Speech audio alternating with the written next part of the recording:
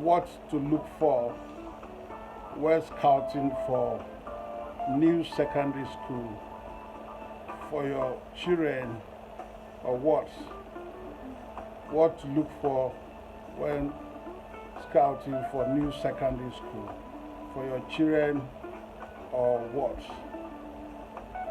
Because the result that will be collected, or certification from secondary school or primary school, will probably bear the same weight, but the training they will get may not be the same. Today, we have many private schools. Well, I may not lay much emphasis on government, because in government they have their own standard.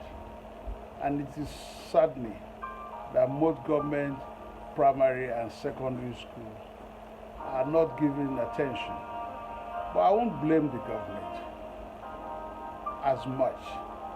We also discovered that even though people working in government schools claim, primary and secondary, claim that they are not well paid, but empirically we discovered that they are even better paid than people in private schools.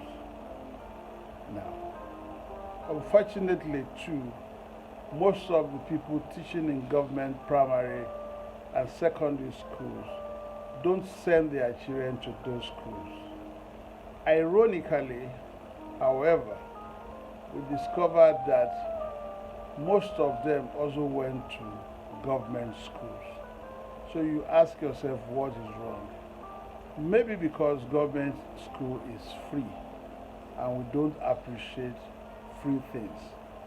Because we also discovered that where some of the government schools are situated, it is far better than even some of the private schools. But because people want to join the crowd, bandwagon effect, that my child is going to private school. Well, I also know, however, that you probably have far more discipline in private schools, especially for teachers, and to some extent, even for students. You know, they probably will pay more attention to their learning, even though those teachers may not all cases. In some cases, you have highly qualified teachers in private schools that are being paid good money. But there are too many mushroom schools flooding the whole place, because people assume that running a school is a money spinning business. Yeah, it could be when you run it well, but you can't consider running a school with regular businesses like retail or any other business that brings you money every day. Once you collect your school fees for the year, that is the end of income from the school, unless you are running something aside.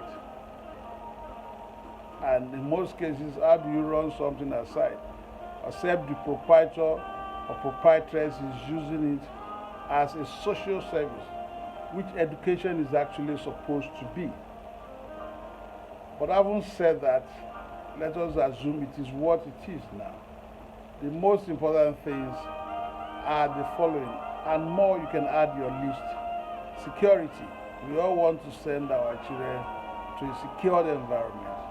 So parents want to be sure that their children will go to school and come back. We've had cases of kidnapping in schools, and that's very sad.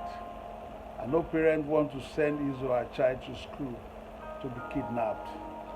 So security is very important. It may not be a grandiose security, but should match the environment where the school is located. And you should know whether they are more connected or well connected to other security agencies that they can mobilize in case of emergency. The school should have perimeter fencing where they can afford it. Because it's a school, it's a learning environment. It has to be an environment where people don't just trail in from all parts of the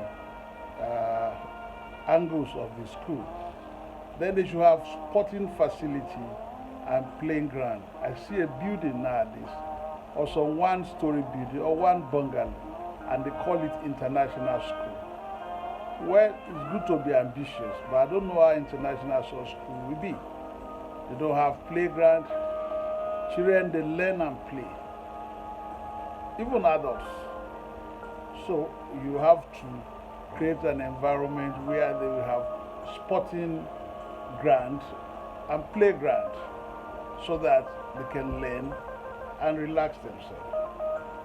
So you look for a school that will provide this. And they should have trained teachers. Well, we are all potential teachers, or we are all trainable teachers. But it doesn't cost much to be a trained teacher. At different levels, you have different training. At ordinary, at middle level, at higher level. Government has made it compulsory that teachers should go through Teachers Registration Council and be certified to be a registered teacher to teach. But that is taking a laborious and long process. But it's also good to ensure that they are trained teachers. Even if you are not the best in the training school, you will have imbibed some rudiments. Part of what was wrong with the system is that some people just jumped into the classroom because they're looking for work. They aren't trained, they aren't interested. They are in those schools and looking for work somewhere else for more than 2 decades of their career. They can't impart knowledge. It must be a neat environment. We all like to operate in a neat environment, and it doesn't cost much.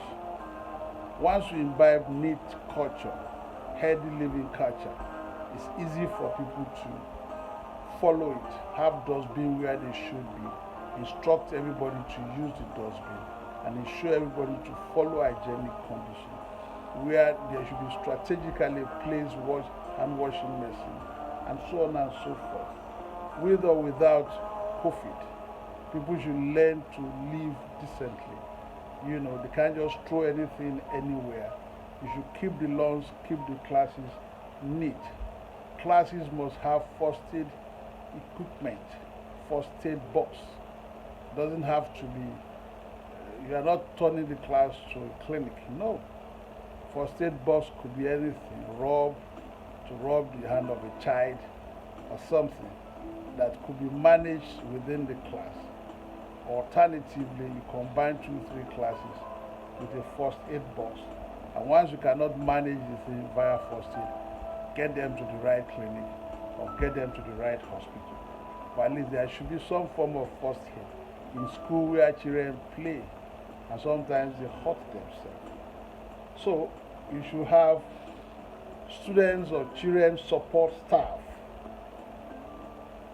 Their job is just to be around and make sure that people are doing what is right. And occasionally they may have to stand in for a teacher.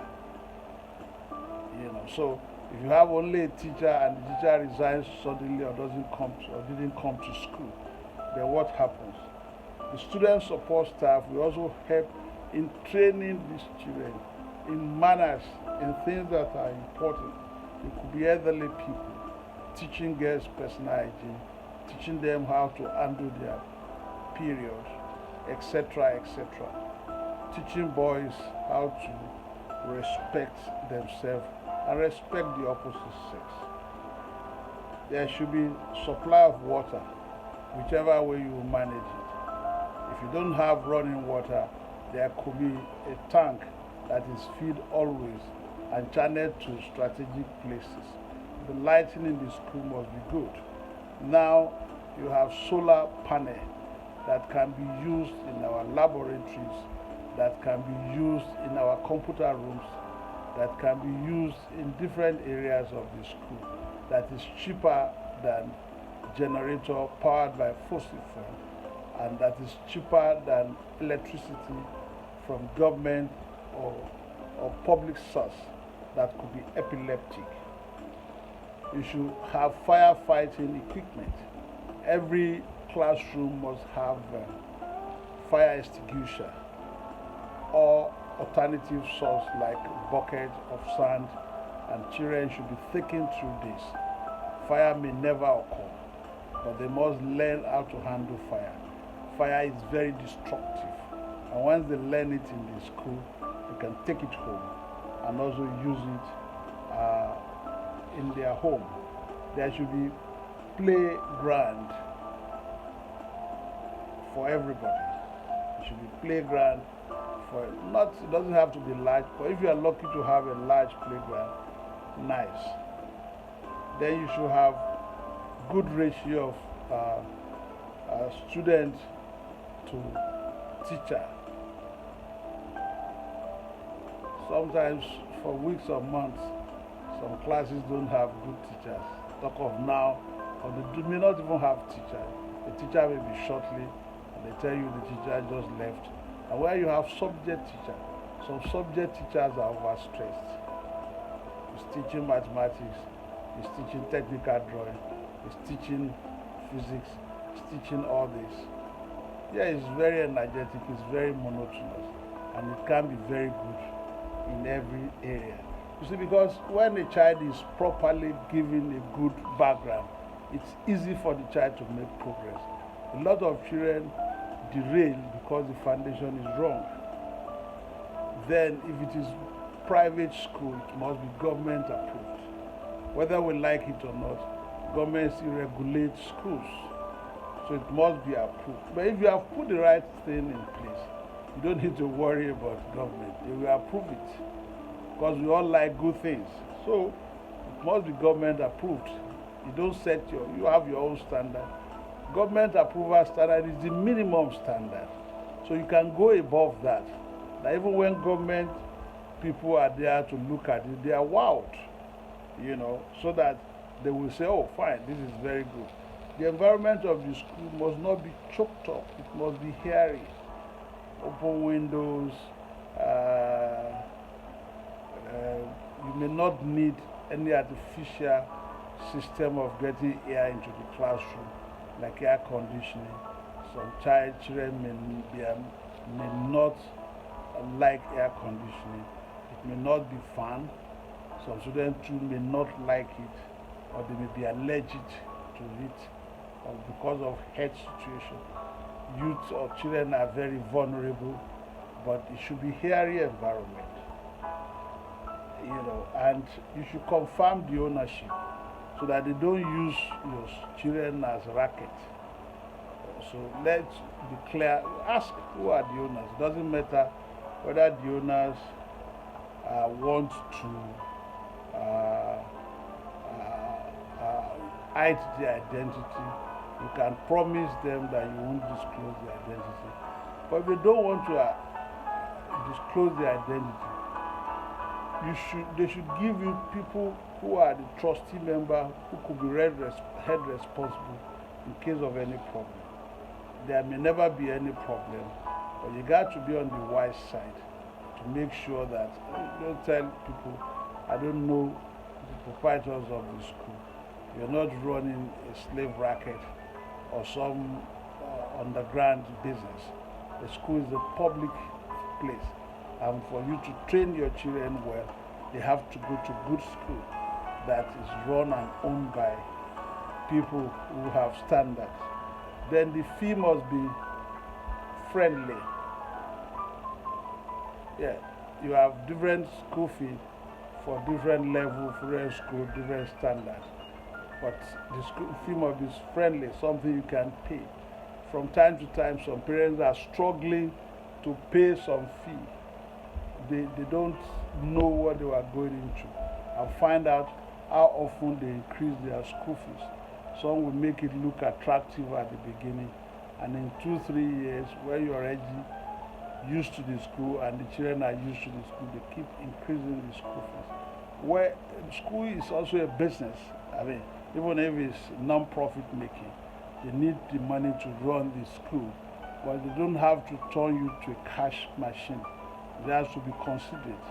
It must have a democratic lineage in terms of interaction between you and the school. There should be open door. You can find out about your children or what, and they can reach you too anytime. And they must give you updates on the welfare of your children. And if they are lacking in 1 or 2 areas, you should know so that you can adjust easily. And you should also work with them because you're training a leader for the future. And what that means is that it has to be a teamwork. And so it has to be serious work until you are able to accomplish that task. If you have not subscribed to this channel, please do like and share.